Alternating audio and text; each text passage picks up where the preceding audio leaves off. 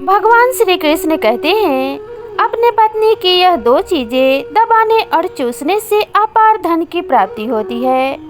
आखिर औरत का वह कौन सा अंग है जिसे रोजाना बेशर्म होकर दबाने और चूसने से अचानक अपार धन की प्राप्ति होने लगती है। जो भी मनुष्य औरत का यह अंग दबाता या चूसता है, उसके घर में सदा माँ लक्ष्मी का वास रहता है और माँ लक्ष्मी की कृपा सदैव उस पे बनी रहती है। आज हम आपको एक सच्ची कहानी के माध्यम से बताएंगे कि औरत का वह कौन सा अंग है जिसे हर पुरुष को दबाना और चूसना चाहिए।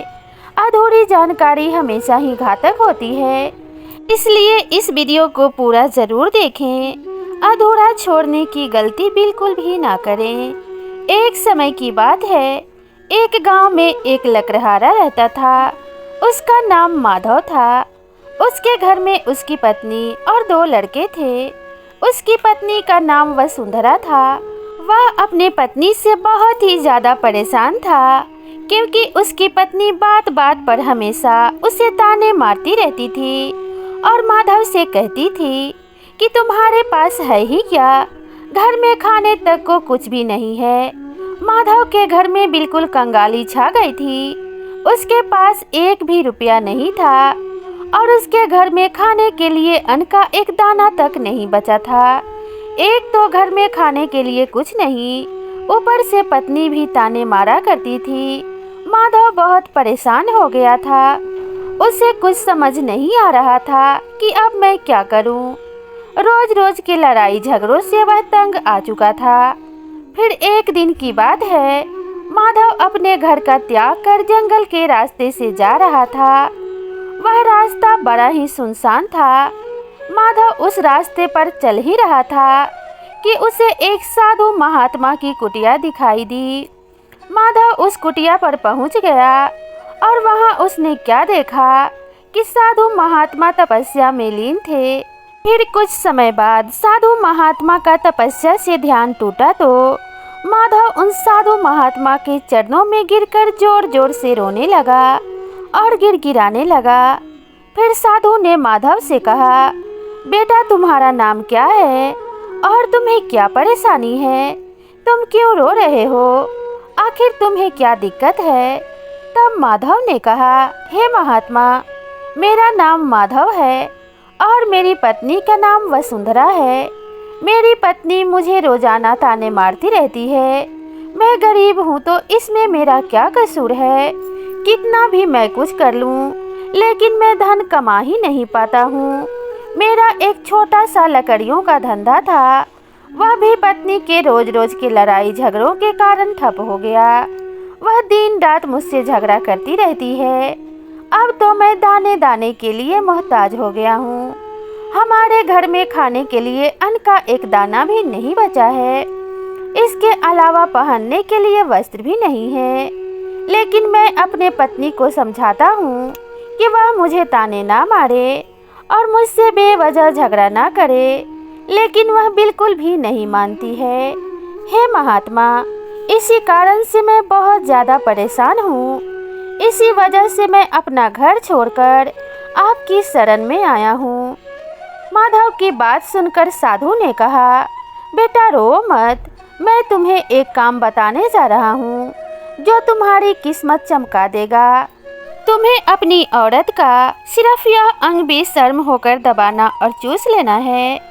अचानक तुम्हारे घर में धन की प्राप्ति होने लग जाएगी और तुम देखते ही देखते बहुत ही अमीर बन जाओगे।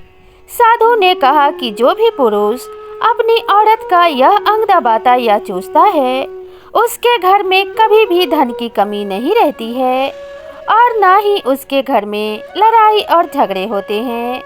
वह जो भी काम धंधा करता है, उसमें हमेशा तरक्की होती रहती है। साधु ने कहा, अब मैं तुमको औरत के उन अंगों के बारे में बताने जा रहा हूँ। इसे तुम ध्यान से सुनो और अपने जीवन में इस पर अमल करना। तब माधव साधु की बातें बड़े ही गौर से सुनता है और कहता है कि जितना जल्दी हो सके आप मुझे वह काम बता दीजिए। तब साधु माधव को एक कहानी सुनाते हैं और कहते हैं किसी नगर में एक किसान रहता था। उसके बहुत सारे खेत थे जिस पर वह दिन रात मेहनत करता था। उस किसान के घर में वह किसान और उसकी पत्नी दोनों हंसी खुशी रहते थे। उस किसान और उसकी पत्नी में आपस में बहुत ही ज़्यादा प्रेम था। उसके घर में किसी भी प्रकार के लड़ाई झगड़े या कलेश नहीं होते थे। इसी कारण से उसके घर में सदैव माँ लक्ष्मी का वास रहता था और उसके खेतों में भी इतनी ज़्यादा पैदावार होती थी कि वह प्रतिदिन और धनवान होता जा रहा था। उस किसान और उसकी पत्नी में इतना प्रेम था कि आसपास के लोग इन्हें देखकर जल जाया करते थे। धीरे धीरे पूरे गांव के लोग जान गए थे कि किसान और उसकी पत्नी में बहुत ज़्यादा प्रेम है। धीरे धीरे यह बात उस नगर के राजा तक पहुंच गई। किसान और उसकी पत्नी की बात जब राजा के पास पहुंची तो राजा भी उन दोनों के प्रेम की काफ़ी ज़्यादा तारीफ करने लगा और वह सभी से बताते हैं कि हमारे नगर में एक किसान और उसकी पत्नी रहते हैं जिनमें कभी भी लड़ाई झगड़े नहीं होते हैं। उन दोनों में आपस में इतना प्रेम है कि मैंने ऐसा प्रेम अपने ज़िंदगी में कभी नहीं देखा। फिर कुछ समय बीतने के बाद राजा पूरे नगर में ढिंढोरा पिटवा देता है कि इस नगर में जितने भी लोग हैं वह सभी अपने घर में घी का दीपक जलाएंगे। फिर राजा की रानी पूछती है कि आप ऐसा क्यों कह रहे हैं, सबके घर में घी का दीपक क्यों जलवा रहे हैं। राजा अपने रानी की बात सुनकर कहते हैं, दीपक प्रेम की निशानी होती है। जिसके घर में घी का दीपक जलता है उसके घर में सदैव ही प्रेम बना रहता है और मैं चाहता हूँ कि जो प्रेम किसान और उसकी पत्नी के बीच में है वह प्रेम हमारे पूरे नगर में रहे, पति पत्नी के बीच में रहे। इसलिए हर घर में घी का दीपक जलाना चाहता हूँ। राजा के सैनिक जाते हैं और हर जगह नगर में ऐलान करते हैं और कहते हैं सभी के घर रात भर घी का दीपक जलाना चाहिए। राजा की बात मानकर सभी नगरवासी अपने घर में घी का दीपक जला देते हैं। लेकिन जैसे ही आधी रात होती है तो सभी के घर के दीपक बुझ जाते हैं, लेकिन किसान के घर का दीपक वैसे ही जलता रहता है। दीपक हमेशा किसान की पत्नी जलाती थी, लेकिन वह किसान की बात नहीं मानती थी। वह हमेशा अपनी मनमानी करती थी। उसका जो भी मन करता वह वही काम किया करती थी। लेकिन किसान को इस बात से कोई भी दिक्कत नहीं होती थी, क्योंकि किसान बहुत ही समझदार था।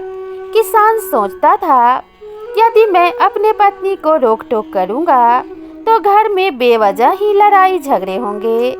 कई चीज़ें किसान इस वजह से अनदेखा करता था कि उसके घर में हमेशा प्रेम बना रहे। राजा अपने महल की छत पर चढ़कर पूरे नगर का नज़ारा देख रहे थे। तब उन्होंने क्या देखा कि सारे नगर में किसी के घर में दीपक नहीं जल रहा है, लेकिन किसान के घर में दीपक जल रहा है। तब राजा अपनी रानी से कहता है कि देखो, किसान और उसकी पत्नी के घर में दीपक जगमगा रहा है, लेकिन पूरे नगर में कहीं भी दीपक नहीं जल रहा है। इसी से पता लगता है कि किसान और उसकी पत्नी में कितना प्रेम है।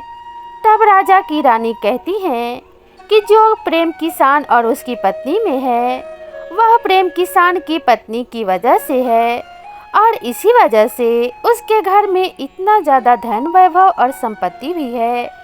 जब राजा रानी की बात सुनते हैं तो कहते हैं, नहीं, तुम्हारा सोचना गलत है। जो प्रेम किसान के घर में है वह प्रेम उसकी पत्नी की वजह से नहीं, बल्कि वह प्रेम किसान की वजह से है।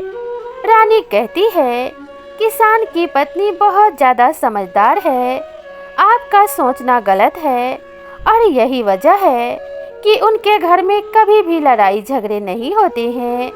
राजा कहता है कि किसान समझदार है, और रानी कहती है कि किसान की पत्नी समझदार है। इसी तरह से कुछ देर तक लड़ाई झगड़े चलते रहते हैं, और इस बात पे बहस होते होते राजा रानी के बीच में काफी झगड़ा होने लगता है। इसके बाद रानी राजा की गर्दन पकड़ लेती है और राजा रानी को उठाकर पटक देता है। इसके बाद राजा कहता है, हम लोगों को झगड़ा करने की ज़रूरत नहीं है, क्यों ना हम किसान और उसकी पत्नी की परीक्षा ले लें। सारा दूध का दूध और पानी का पानी हो जाएगा। लड़ाई करने के बाद इस बात पर राजा और रानी दोनों सहमत हो गए और उन दोनों की परीक्षा लेने के लिए तैयार हो गए। तब राजा अपने महल में जाता है और एक पुरुष सैनिक को बुलाता है और पुरुष सैनिक से कहता है कि तुम किसान के पास जाओ और जो प्रश्न मैंने तुमसे किया है वही तुम किसान को बोल देना। फिर वह सैनिक कहता है, ठीक है महाराज।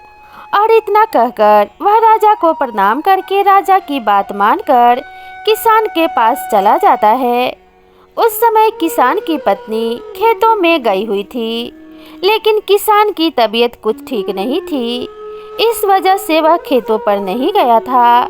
फिर उसी समय वह सैनिक किसान के घर पहुंच जाता है और किसान से कहता है, मैं राज दरबार से आया हूँ और मुझे राजा साहब ने भेजा है।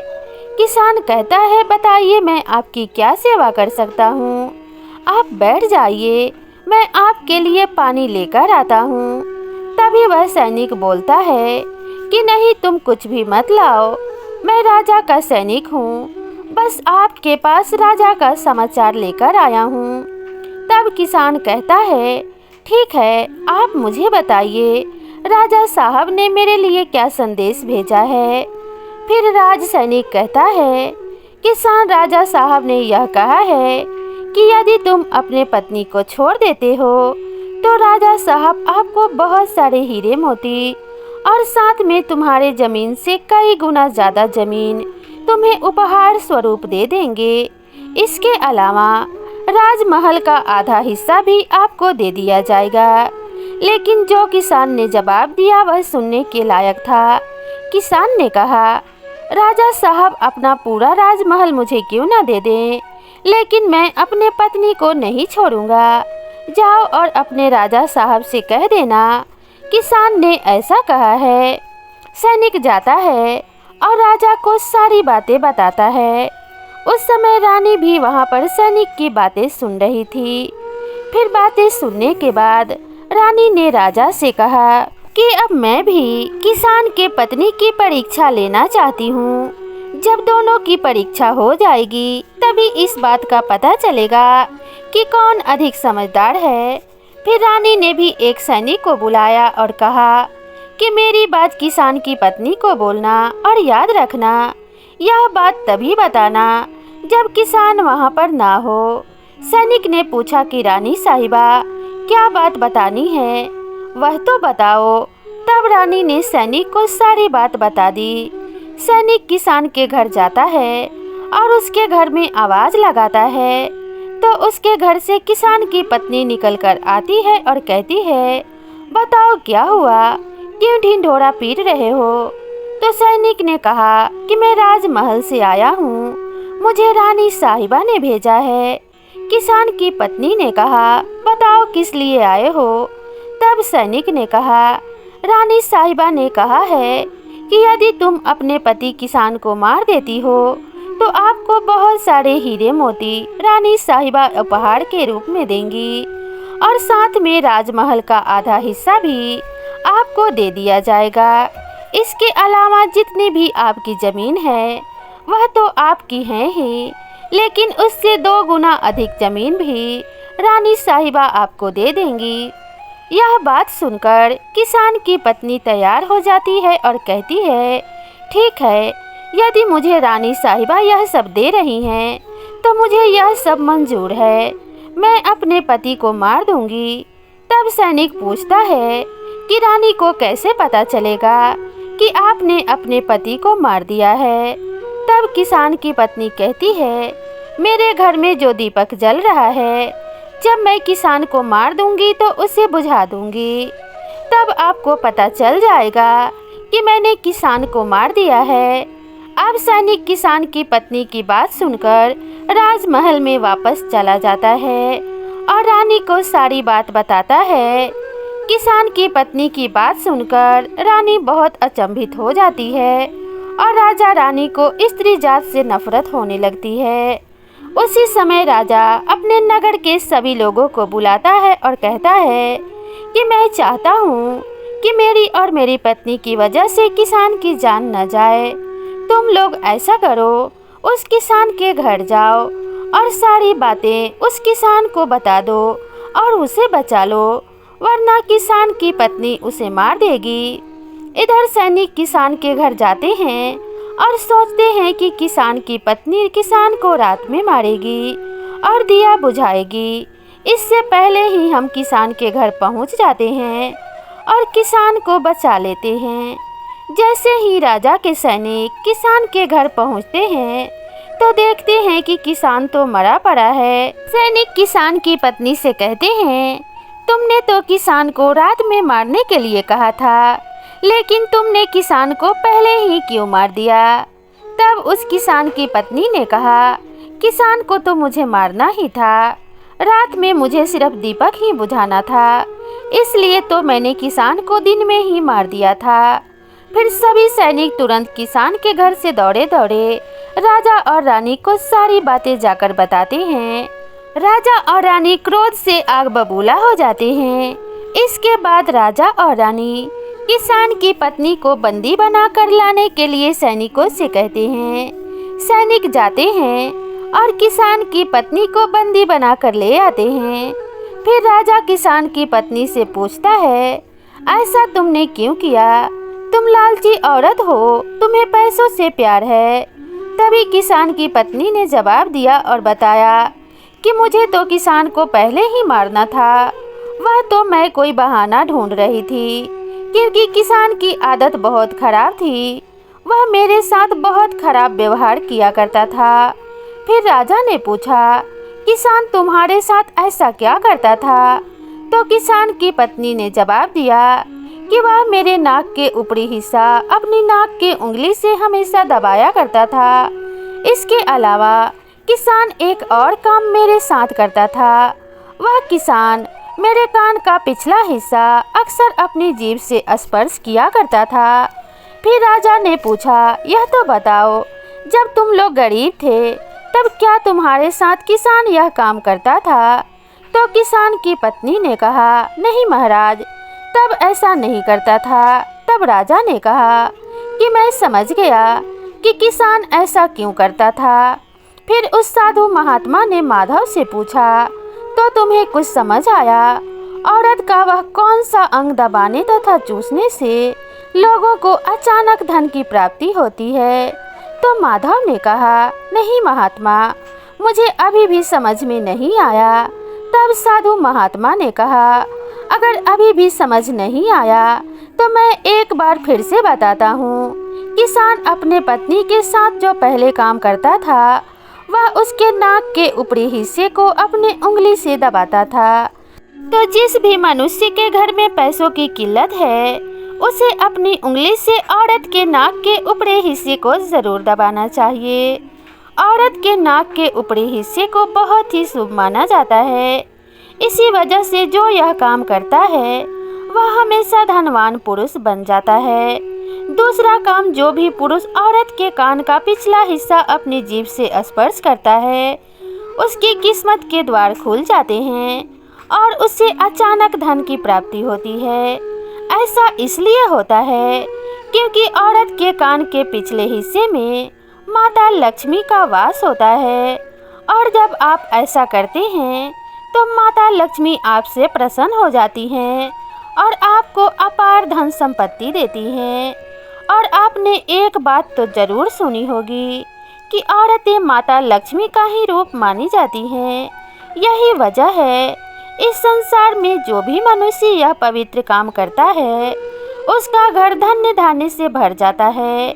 लेकिन आप भी जब भी ऐसा काम करें, तब आपको अपने पत्नी को पूरी बात बता देनी चाहिए, अन्यथा आपके जीवन में भी ऐसा अनर्थ हो सकता है। तो दोस्तों, आपको यह वीडियो और यह कहानी कैसी लगी, कृपया कमेंट करके ज़रूर बताइएगा। और इसी तरह की नई नई कहानियों और जानकारियों के लिए मेरे चैनल को ज़रूर सब्सक्राइब कर लीजिएगा और साथ में बेल नोटिफिकेशन को भी ऑन कर लीजिएगा, ताकि जब भी मैं कोई नई वीडियो डालूं उसका नोटिफिकेशन सबसे पहले आपके पास पहुंचे। तो दोस्तों, मिलते हैं इसी तरह की नई ज्ञानवर्धक और रोचक कहानी के साथ। तब तक अपना और अपनों का ध्यान रखिए। खुश रहिए, स्वस्थ रहिए। नमस्कार।